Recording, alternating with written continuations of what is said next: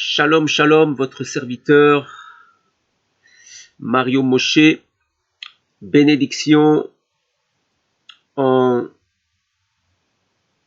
ce timing, cette saison, ce dernier siècle, la fin des temps, le terminus, bientôt tout le monde descend, attachez vos ceintures, ça va décoller, ben oui, nous sommes dans la fin des temps, nous sommes dans la dernière saison, nous sommes dans la finale, et on approche et à l'horloge de Dieu, il est minuit moins une seconde et il est temps de saisir que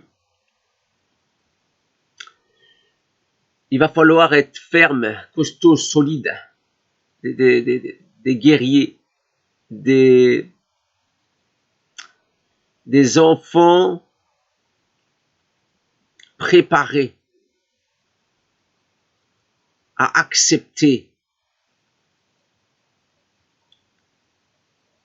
de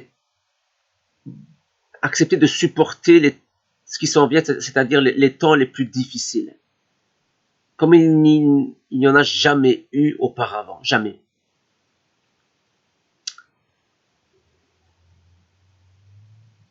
Jamais. Et la plupart là sont là inconscients. Il en sera comme du temps de Noé, de Lot, de Sodome et Gomorrhe. Les gens vivaient, mangeaient, mariaient leurs filles, se mariaient, tout allait bien. Quand soudainement, tout à coup, coucou, le coucou va revenir. Et oui, des fois, on voudrait tellement que les gens puissent nous entendre, nous comprendre, n'est-ce pas? On voudrait que tout le monde ouvre leurs yeux, chacun voit que le voile tombe et que les Juifs reconnaissent Yeshua, que les musulmans viennent à la parole vivante Yeshua, que les mondains, les païens, les gentils se convertissent à Yeshua, n'est-ce pas? On voudrait tellement que tout se passe ainsi et pouvoir dire nous irons tous au paradis, n'est-ce pas? Malheureusement, ce n'est pas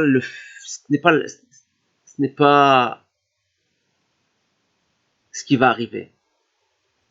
Ce n'est pas la réalité. Il en sera comme du temps de Noé. Et du temps de Noé, ils étaient à 8 dans l'arche.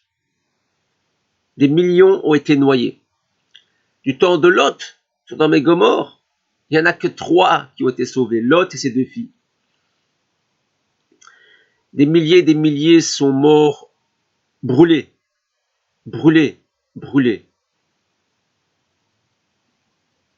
Dans Sodome et Gomorrhe. Ils sont tous morts brûlés, sans exception, dans Sodome et Gomorrhe. Père, merci de ce que tu nous enseignes et de ce que ton Saint-Esprit est là. L'Esprit de vie. Le Saint-Esprit, la personne du Saint-Esprit. La 3e personne de la Trinité. L'autre consolateur, le Saint-Esprit. Qui est là et qui est éternellement avec nous. Et tu as dit, n'attristez pas le Saint-Esprit. Et tu as dit, tous les péchés seront pardonnés, même les péchés contre le Fils de l'homme. Mais le péché contre le Saint-Esprit ne sera jamais pardonné. Jamais. Jamais. Père, à toi la gloire au nom de Yeshua, la parole, le kalimatou de Dieu, le Sauveur, le Seigneur, Yeshua, le Fils de l'homme, le médiateur, l'unique chemin. Alléluia. Amen. Nous allons nous concentrer dans cette vidéo numéro 15 de cette série sur le vrai christianisme hébraïque sioniste de l'église primitive. nous allons nous concentrer sur Éphésiens 4, verset 11. Vous savez, j'aime énormément ce verset de Éphésiens, donc le livre des Éphésiens dans le Nouveau Testament, le chapitre 4, le verset 11. Je l'aime énormément, je l'appelle la colonne vertébrale. C'est la colonne vertébrale de la vérité, la colonne vertébrale du corps de Christ, dont Christ est la tête, Yeshua est la tête, Yeshua Mashiach, Jésus-Christ est la tête de ce corps, et la colonne vertébrale, c'est Éphésiens 4, 11, dans la Nouvelle Alliance.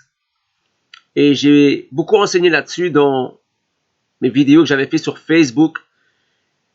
Donc ici, je vais insister maintenant ici sur ma chaîne YouTube, sur Éphésiens 4, 11. Il y a 4 comme.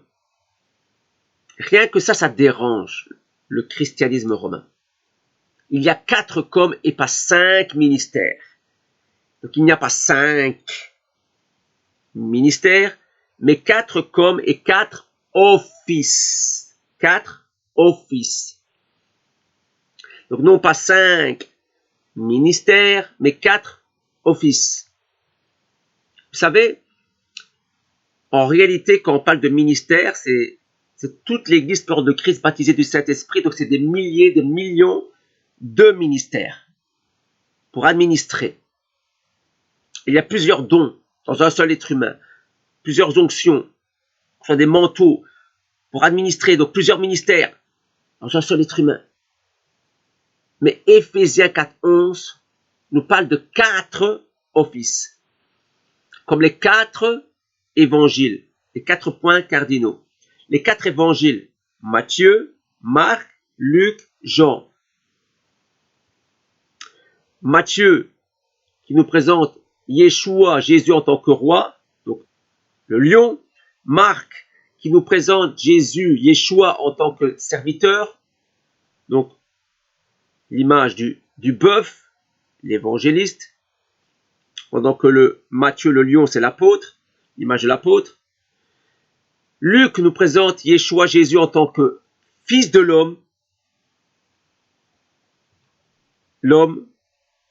donc le pasteur enseignant, et Jean, qui lui est à part. Donc Matthieu, Marc et Luc, ce sont 3 évangiles qui sont à part et qui représentent le terrestre, le lion, le bœuf, l'homme terrestre. Jean, c'est l'évangile séparé, à part, qui nous parle de Jésus en tant que Dieu, Yeshua en tant que Dieu, mais également Yeshua en tant que prophète, le prophète comme Moïse, donc, qui nous parle de l'aigle. Alléluia. Le céleste. Dieu est céleste. L'aigle est céleste. Et le prophète est un messager d'en haut. Alléluia. Et il est important d'insister sur ce que j'appelle la colonne vertébrale. Alléluia. La colonne vertébrale.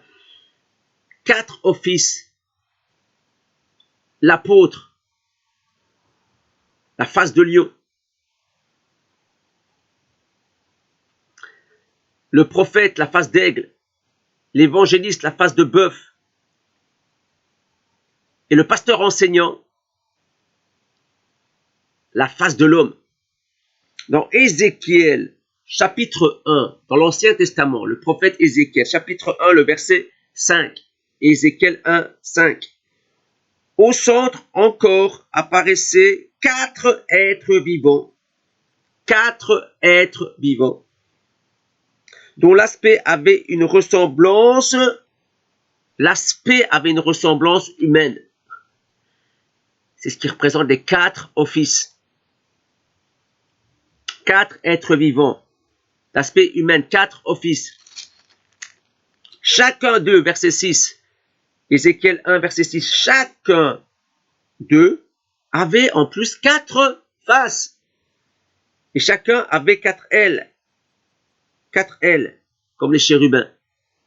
Chérubins, 4 ailes. Les séraphins, 6 ailes. Lucifer, qui a été déchu, était un chérubin. 4 ailes. Chacun d'eux avait 4 faces et chacun avait 4 ailes. Et nous savons que les 4 faces, c'est la face de lion, la face de bœuf, la face d'aigle et la face d'homme. Alléluia. Et donc, il y avait 4 êtres vivants. Il y a 4 offices humains. L'apôtre, c'est le lion. Et il peut être uniquement que apôtre. Il a établi les uns comme, les autres comme, les autres comme, les autres comme. C'est chacun est établi par Dieu, des hommes donnés au corps de Christ pour l'édification du corps de Christ en vue des ministères du ministère du corps de Christ, pour administrer, pour apprendre, les enseigner à rentrer dans le ministère, savoir utiliser l'onction et les dons. Et chacun reste dans sa voie. L'apôtre est apôtre depuis le ventre de sa mère jusqu'à sa mort. Le prophète est prophète depuis le ventre de sa mère jusqu'à sa mort. L'évangéliste est évangéliste depuis le ventre de sa mère jusqu'à sa mort. Le pasteur enseignant est pasteur enseignant depuis le ventre de sa mère jusqu'à sa mort. C'est des offices choisis, prédestinés par Dieu. Il a fait des dons aux hommes, des dons au corps de Christ, à l'Église. Il a fait des dons à l'Église, des hommes donnés, des apôtres qui sont apôtres et uniquement apôtres, des prophètes qui sont prophètes et uniquement prophètes, des évangélistes qui sont évangélistes, uniquement évangélistes, des pasteurs enseignants qui sont pasteurs enseignants, uniquement pasteurs enseignants. On les appelle pasteurs, ils ont la fonction d'enseignants, d'enseigner, des docteurs de la parole. Sans oublier que l'Église est fondée sur le fondement l'Église du Nouveau Testament, la Nouvelle Alliance, est fondée sur le fondement de la pierre angulaire qui est la parole de Dieu, la parole. Yeshua, la parole en tant que parole. La pierre angulaire. Et sur le fondement des apôtres et des prophètes de la Nouvelle Alliance. Pourquoi il a dit apôtre et prophète et qu'il n'a pas dit prophète et apôtre? Parce que s'il avait dit le fondement des prophètes et des apôtres, oui, là, beaucoup auraient dit, on parle des prophètes de l'Ancien Testament et des apôtres du Nouveau. Non, non, non. Des apôtres et des prophètes, pour bien faire comprendre qu'on parle de l'Église et de la Nouvelle Alliance. Et qu'il y a encore, qu'il y a évidemment des apôtres, mais qu'il y a encore des prophètes dans la Nouvelle Alliance. On ne parle pas de l'Ancienne Alliance. Et là-dessus, Jean n'est pas le dernier des prophètes. Non, non. On dit bien jusqu'à Jean. Mais Jean, en fait, c'est l'entrée de la Nouvelle Alliance. Jean, c'est le premier prophète de la Nouvelle Alliance, puisqu'il est venu après l'an 0.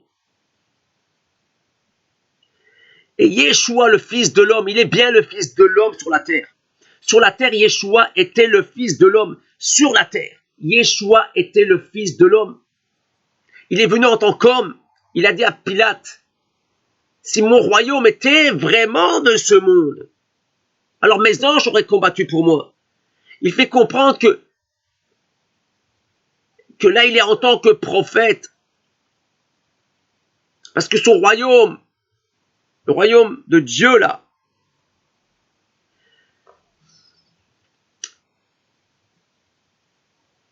Yeshua s'est fait homme. Et en tant qu'homme, il était prophète, le deuxième prophète de la Nouvelle Alliance. Et c'est ça que Jean n'arrivait pas à comprendre. Jean se disait, mais voici l'agneau de Dieu. Voici le Messie qui vient régner. Mais ce qu'il n'avait pas compris, Jean. Il ne faut pas oublier que Jean, c'est avant la croix. D'ailleurs, il a été décapité, donc il a même pas vu la crucifixion de Yeshua. il, il est devant. Yeshua, il sait qui il est. Et là, Yeshua vient se faire baptiser dans les eaux de la repentance. Toi, l'agneau, le Messie, Dieu vivant, qui vient te faire baptiser pour la repentance. Donc, et quand il se retrouve en prison, Jean va aller jusqu'à dire, mais allez lui demander, est-il bien celui qui devait venir? Pourquoi? Il avait raison.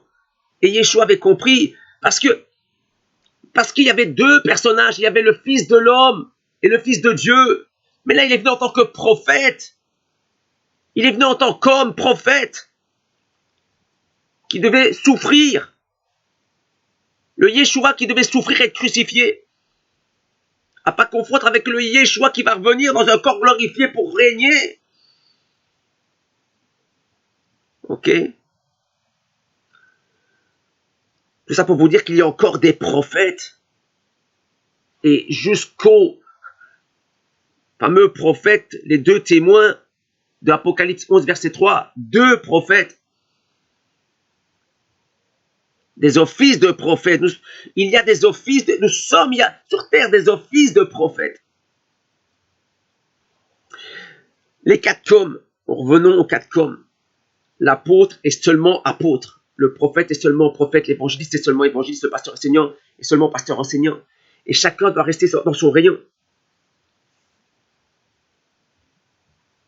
Dans son rayon. Et c'est très important, ces quatre coms. Parce que c'est la colonne vertébrale. Parce que c'est eux qui viennent enseigner, former le corps de Christ. Et comme j'aime le dire, vous pouvez retirer de ces hommes de Dieu tous les dons, les onctions, les manteaux. Il en restera quand même l'homme apôtre, ou l'homme prophète, ou l'homme évangéliste, ou l'homme pasteur enseignant, parce que c'est dès la naissance et dès le ventre de sa maman. C'est qui ils sont eux, même sans les onctions, sans les dons, sans les manteaux. Sans le baptême par immersion et sans le baptême du Saint-Esprit, sans la puissance du baptême du Saint-Esprit. Ils sont des hommes donnés. C'est vraiment qui ils sont, eux, à pas confondre avec les dons donnés au corps de Christ. Et ça, c'est très important. Et le rôle de ces quatre offices, c'est de conduire les hommes vers l'agneau. Le rôle des quatre offices, c'est pas de les conduire vers leur ministère, mais vers l'agneau. Et c'est ça que Jean faisait. Voici l'agneau de Dieu, celui sur qui tu verras descendre le Saint-Esprit comme une colombe. C'était l'agneau. Et ça, il l'avait compris. Jean voulait amener la foule à Yeshua. Il disait maintenant, suivez-le. Mais là, il ne comprenait plus. C'est qu'il était devant ce prophète homme qui devait venir et faire son ministère de prophète. Yeshua devait faire son ministère de prophète sur terre. Un office de prophète sur terre. Comme Moïse, un prophète. Moïse lui-même l'a dit. Moïse lui-même l'a dit. Dieu vous enverra un prophète comme moi, écoutez-le. Et c'est ça que Jean n'arrivait pas à comprendre. C'est que là, il sait qu'il est l'agneau, mais en même temps, il doit comprendre qu'il est le prophète sur terre, un homme, prophète, avec une mission, mourir à la croix. Nous devons, en tant qu'office de Dieu, annoncer l'évangile, annoncer Yeshua, amener les gens à Yeshua. Pas à nos boutiques, à nos églises, là, à tout ce système romain, à Yeshua. À Yeshua. Le roi David, avant d'être le roi, David, il a été choisi par Dieu et il se retrouve là, parmi les Juifs en Israël, qui sont en train de faire la guerre aux Philistins, et parmi ces Philistins, il y a Goliath, ce géant. Et qu'est-ce que va faire David? Il va aller combattre Goliath avec 5 pierres, 5 pierres, comprenez bien. Il va prendre 5 pierres, 5 pierres, 5 pierres. 5 pierres. Le pouce, c'est la pierre angulaire. Ça, c'est la pierre angulaire. Et ça, c'est les 4 offices. Il a pris 5 pierres. Mais il n'a utilisé qu'une seule pierre pour abattre Goliath. La pierre angulaire était suffisante. Yeshua, qui est le sang de tout, c'est Yeshua que nous devons prêcher. Et c'est Yeshua qui a descendu Goliath. Il n'y a pas eu besoin de 4 pierres. Dans les milieux romains, on va enseigner que le pouce c'est l'apôtre et que l'apôtre peut tout faire. Non, mensonge. Le pouce, c'est Yeshua. Yeshua, la parole, pas le Fils de l'homme. Là, on parle de la pierre angulaire, on ne parle même pas du Fils de l'homme, parce que le Fils de l'homme, il était prophète. Mais Yeshua, la parole, la pierre angulaire, elle peut tout faire. Elle peut tout faire. Le Fils de l'homme ne pouvait être que prophète, mais la pierre angulaire pouvait tout faire. Et puis il y a les 4 fils. Le pouce, c'est Yeshua, la pierre angulaire. Yeshua était la pierre angulaire, il était la parole, mais en même temps, il est venu en tant que porte-parole. Il était la Torah, mais en même temps, il est venu en tant que porte-Torah. Il y avait 2 personnages en Yeshua. En Yeshua. Il est la parole qui s'est faite chair. Donc, seulement Yeshua, la parole, peut toucher à tout. Les offices, ils ne sont que là où ils sont. L'apôtre est apôtre, le prophète est prophète, l'évangéliste est évangéliste, le pasteur enseignant est pasteur enseignant. Et ça, c'est la colonne vertébrale. Il faut amener les gens à Yeshua. Le prophète, c'est le messager envoyé. Les apôtres, ce sont les envoyés. Les évangélistes, ils travaillent le terrain, c'est des bœufs. Les évangélistes, ils sont sur le terrain. Ils travaillent à l'extérieur, sur le terrain. Et ils accompagnent les apôtres pour évangéliser, pour bâtir l'œuvre, l'église, les assemblées locales qui sont tenues par des anciens. Et le pasteur enseignant est aussi un missionnaire itinérant qui va de ville en ville pour amener la vraie doctrine dans des assemblées locales qui sont tenues par des anciens, des évêques anciens à enseigner. Que Dieu nous forme et que la colonne vertébrale, celle qui tient tout le corps, reprenne sa position dans la clarté. La clarté, la clarté, la clarté. La clarté. En tant que fils de l'homme, Jean et Yeshua qui représentaient Élie et Moïse de cette saison-là,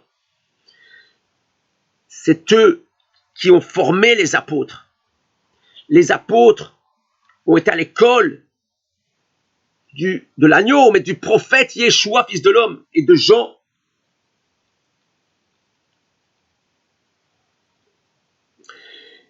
Et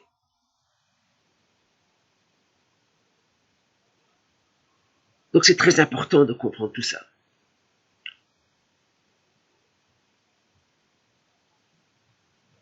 Très important. Puis après, il y a eu des autres apôtres, comme maintenant il y a des apôtres.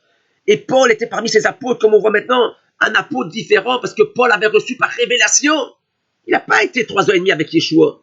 Mais lui, il a vécu comme les hommes de Dieu d'aujourd'hui, par révélation, par nouvelle naissance.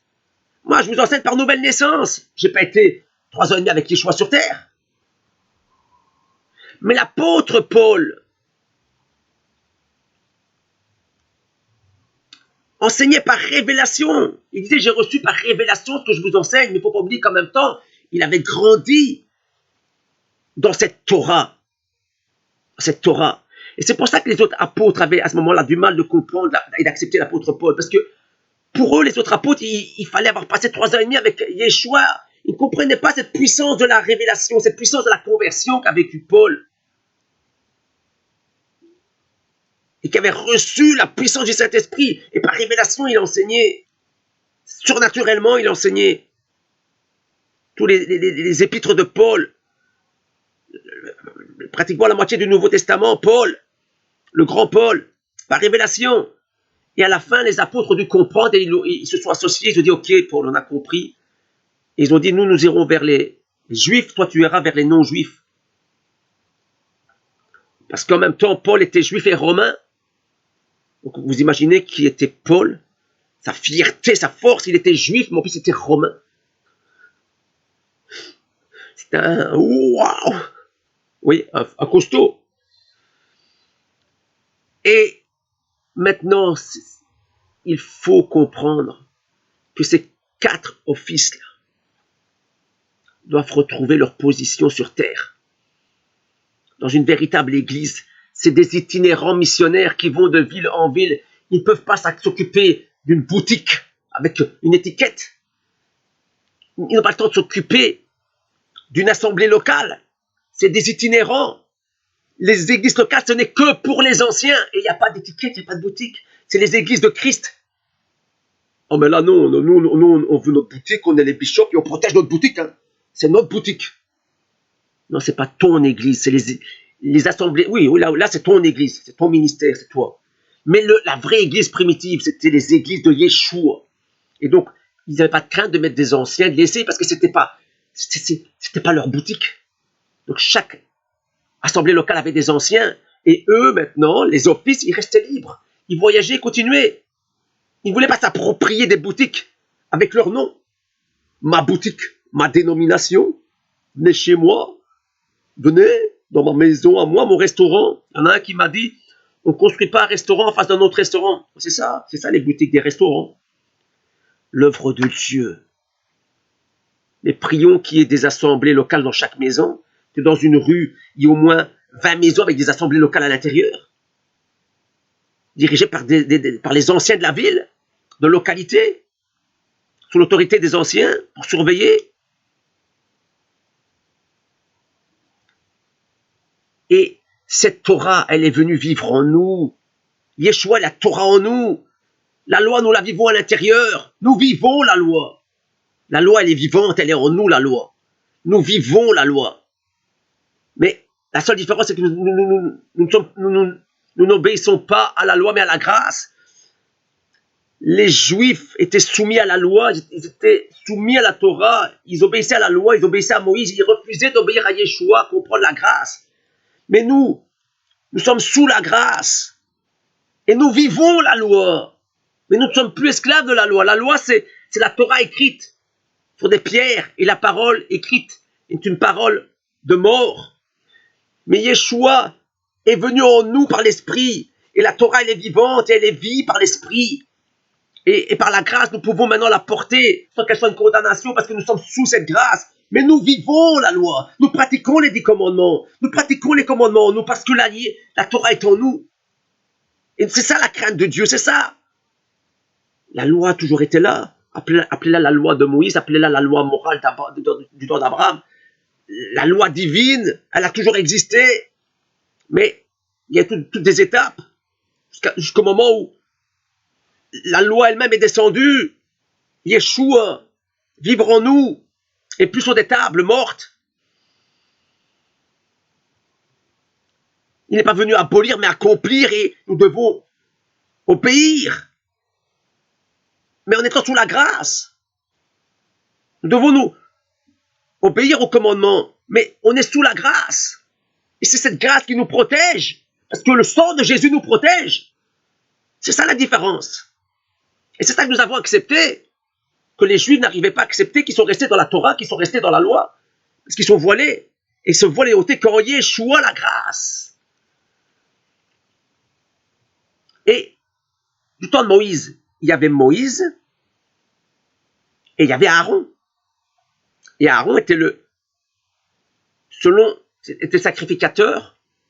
On dit que c'était le sacrificateur selon l'ordre d'Aaron. Il y avait Moïse et il y avait Aaron. On en reparlera, il y avait Moïse, il y avait Aaron. Et aujourd'hui, qui est Moïse? Donc Moïse, c'est Yeshua. Et Yeshua, maintenant, selon l'ordre de Melchisédek. Là, c'était Moïse et Aaron. Et là, maintenant, c'est Yeshua et Melchisédek. Melchisédek, qui est une représentation de Yeshua. Aaron n'était pas Moïse. Et Melchisédek n'est pas Yeshua. Il y a Moïse et Aaron, selon l'ordre d'Aaron, et Yeshua selon l'ordre de Melchisédek. Aaron, c'était quoi? C'était le sacrificateur, les Lévites, ceux qui étaient là pour administrer le peuple. Et Melchisédek, c'est qui? C'est qui aujourd'hui les sacrificateurs? Aujourd'hui, c'est les offices. Et en même temps, c'est l'Église. Parce que nous sommes le sacerdoce royal en Christ, en Yeshua. Nous sommes Melchisédek. Nous sommes rendus semblables. Nous rentrons dans la vie éternelle. Nous n'avons ni commencement ni fin en Yeshua. L'éternité rentre en nous en Yeshua. Mais qui particulièrement? Mais les offices. Les offices sont Melchisédek. Les offices sont Melchisédek. On en reparlera. Moïse à Aaron.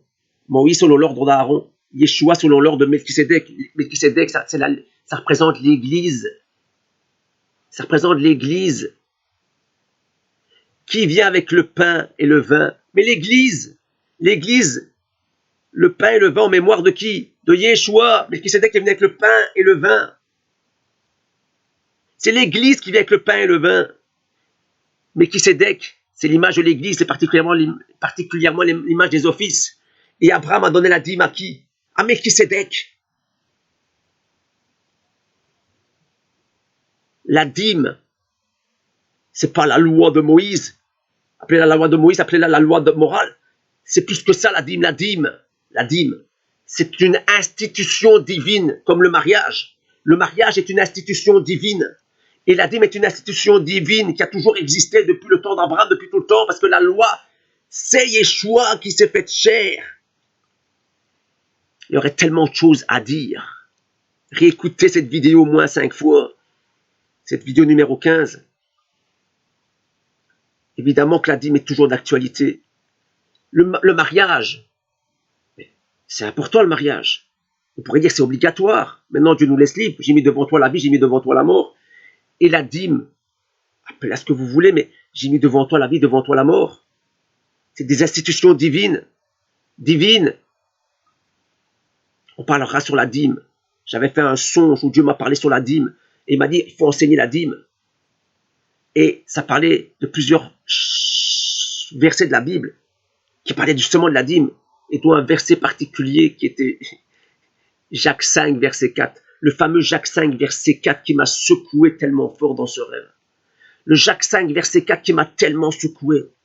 Et Dieu m'a enseigné sur Jacques 5, verset 4. On en reparlera. Mais on s'en fout. On s'en fout, c'est juste pour faire comprendre que la puissance de la loi, elle vit en nous. Et nous sommes sous la grâce. Et c'est cette grâce qui nous permet maintenant de la porter et d'être vivants par le Saint-Esprit. Parce que ce n'est plus la loi écrite qui tue, mais c'est la loi vivante en nous par le Saint-Esprit. Que Dieu vous bénisse et revenons aux Écritures et que la colonne vertébrale reprenne sa place. Les 4 offices, 4, au nom de Yeshua, le Seigneur des Seigneurs, la pierre angulaire, la parole, le kalimat, la pierre vivante. Père, merci Seigneur de nous enseigner et de nous former. Merci de partager mes YouTube. Aidez-moi. Faites votre part. Au nom de Yeshua, votre serviteur, Mario Moshe. Amen, amen, amen.